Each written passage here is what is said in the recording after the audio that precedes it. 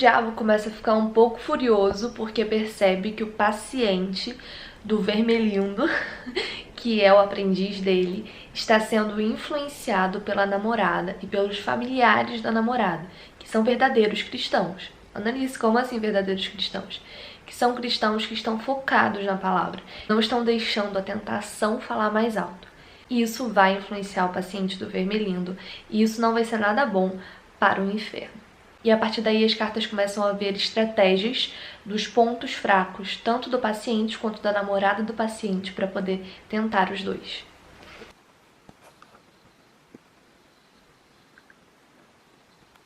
Essa carta começa com o diabo falando para o seu aprendiz meio que não cantar a vitória antes da hora.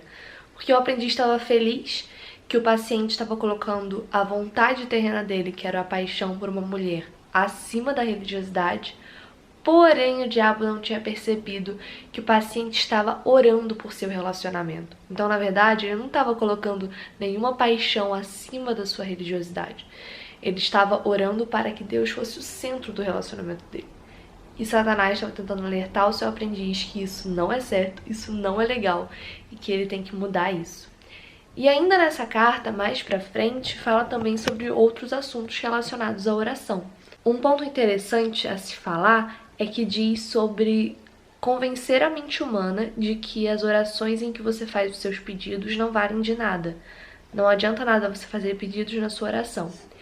Porque se o seu pedido é realizado, se você ora por uma coisa hoje e amanhã é realizado, significa que ele já seria realizado de toda forma.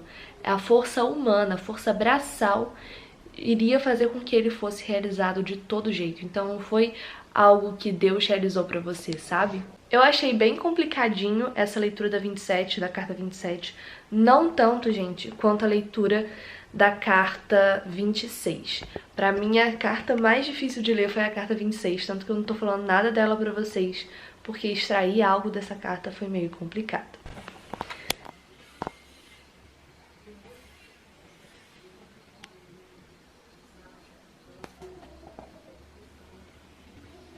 A carta 28 nos alerta sobre algo muito legal, muito interessante. Tem uma frase no início que é assim: é claro que eles, os seres humanos, tendem a considerar a morte como grande mal e a sobrevivência como o maior bem.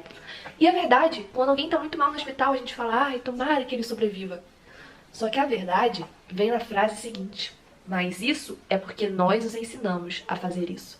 Satanás coloca isso na nossa mente. E por que ele faz isso? Porque ter uma vida santa significa que quando a gente morrer, a gente vai pro paraíso, a gente vai viver a eternidade. Mas Satanás não quer que a gente pense assim. Satanás quer que a gente fique o máximo de tempo possível na Terra para que ele possa nos tentar e para que a nossa alma seja perdida pro inferno. Porque é somente aqui na Terra, somente vivendo o presente ao sobreviver na Terra, que Satanás pode tocar em nós e fazer com que a gente seja tentado. Ele pode nos enfraquecer. No céu não vai ter nada disso, no céu não vai ter sofrimento, não vai ter tentação, porque é pra lá que os cristãos irão após Jesus Cristo ter sofrido naquela cruz. Satanás quer que a gente sinta uma paixão muito grande pela Terra e que a gente desliga nossa mente do céu na eternidade.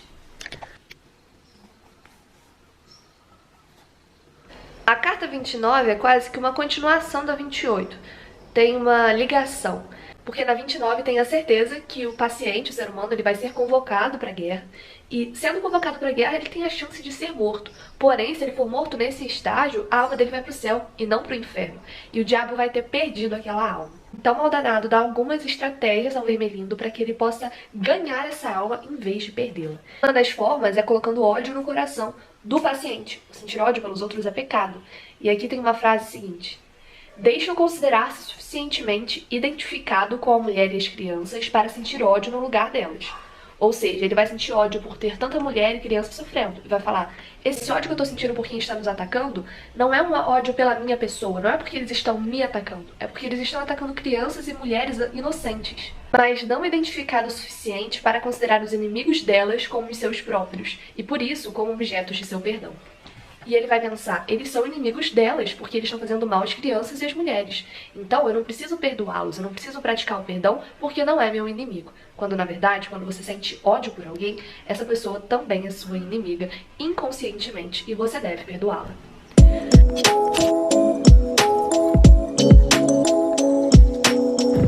A carta 30 fala sobre as falsas esperanças.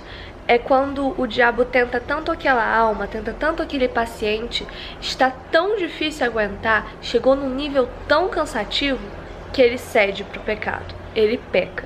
E aqui no livro diz que o momento que parece ser mais difícil resistir à tentação, quer dizer que ela está chegando ao final.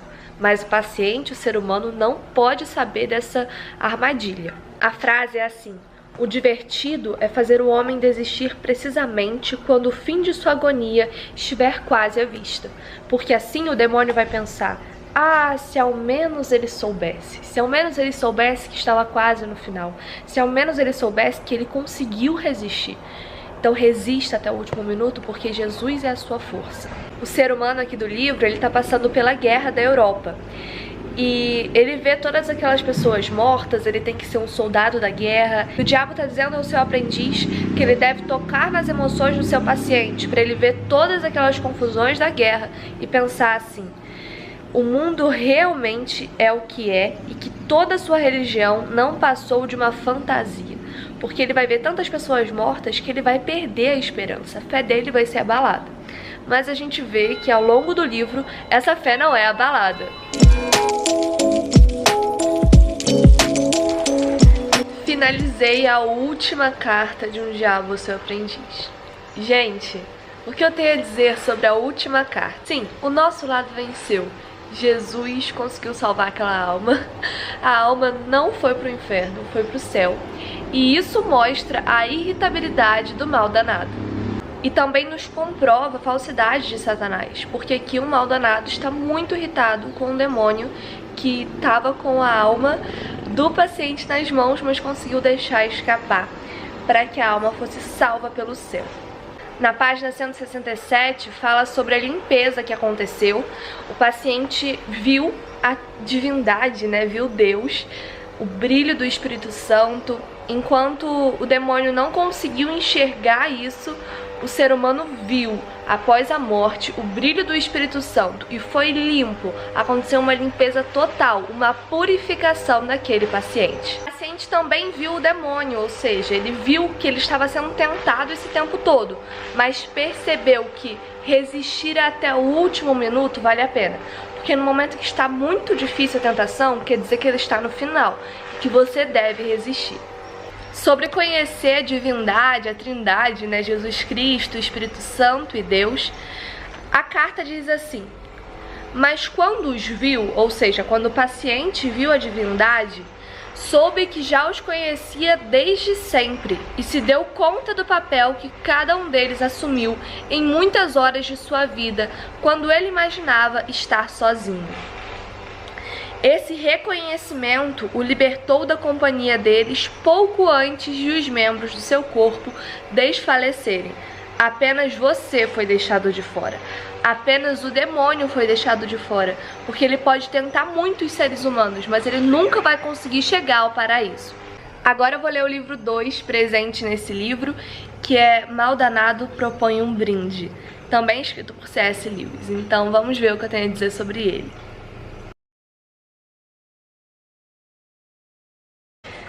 O que eu achei até agora dessa carta a mais que C.S. Lewis escreveu? Tem uma parte que bem interessante. Como a gente sabe, né, como o livro retrata, os demônios comiam as almas humanas. E diz assim: ah, como seria maravilhoso poder abocanhar novamente Farinata, ou Henrique VIII, ou mesmo Hitler. Eles eram realmente crocantes, uma fúria, um egocentrismo, uma crueldadezinha que só perde mesmo em robustez para as nossas. Eles impunham uma deliciosa resistência ao serem devorados e aqueciam nossas entranhas ao serem engolidos.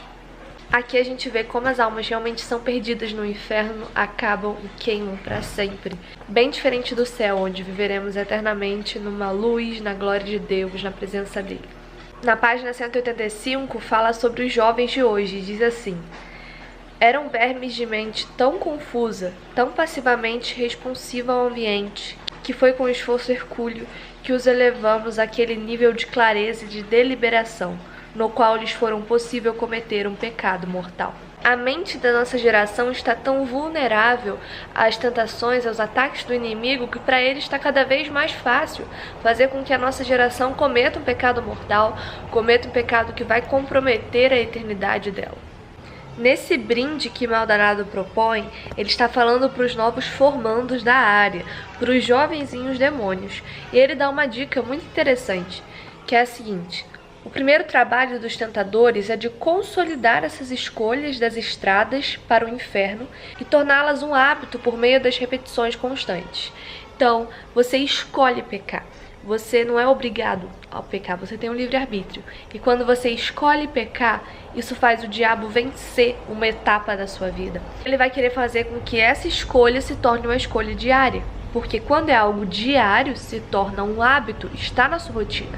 E depois do erro, do pecado se tornar um hábito, ele se torna um princípio. Que a criatura esteja preparada para defender. Porque o princípio é algo que a gente defende. Quando a gente defende a Bíblia, quando a gente defende que mentir é errado, que obedecer os 10 mandamentos é certo, esse é um princípio. E a gente vai defender esse princípio com unhas e dentes, porque nós somos cristãos e é isso que fomos chamados para fazer. E a ideia de Satanás é fazer com que o pecado se torne um princípio da nossa vida, para que a gente ache que não tem nada a ver cometê-lo e comece a defender esse pecado, achando que, tudo bem, isso é simples, o que importa é o que o meu coração diz, o que importa é que eu estou evangelizando vidas. Beleza, mas e a sua alma? A sua alma está bem ou a sua alma está a caminho do inferno? Aquela estrada gradativa que a gente já falou por aqui nesse livro. Ele, Deus, não criou os humanos, não se tornou um deles e morreu entre eles, torturado, apenas para produzir candidatos ao limbo, humanos fracassados. Queria torná-los santos, deuses, seres como ele mesmo.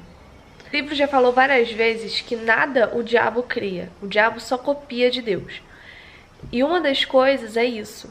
O diabo não estava feliz com Deus fazendo seres humanos e dando para os seres humanos a oportunidade de viver eternamente ao lado da luz. Então Satanás foi lá e quis reverter essa situação, fazendo as pessoas pecarem e irem para o inferno, viver eternamente ao lado das trevas. Nessas instruções que Maldonado dá para os jovens, também diz algo bem interessante.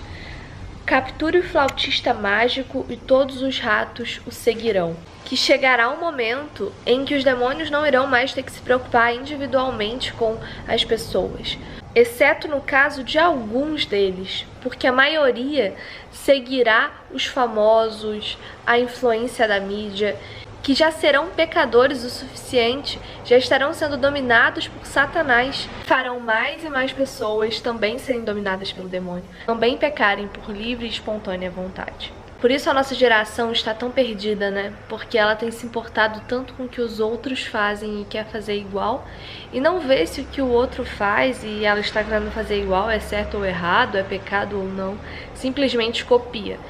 E a verdade é que a mídia está cheia de imoralidades, erros e mais pecados. Chovendo lá fora, ao som da chuva, eu termino o livro, gente. Terminei a leitura, mas eu quero ainda falar sobre 2 pontos aqui com vocês que eu achei interessante dessa última carta, né? Que foi uma carta a mais que C.S. Lewis escreveu sobre Maldonado propor um brinde para a formatura dos novos demônios. Misericórdia, gente. Sobre nossa geração, mais uma frase que infelizmente define a nossa geração. Tudo está resumido na prece que supostamente uma jovem pronunciou recentemente. Ó Deus, faça de mim uma garota normal do século XX. Sabe isso que todo mundo quer ser igual a todo mundo, quer fazer parte de um grupo, quer se encaixar no padrão mundano?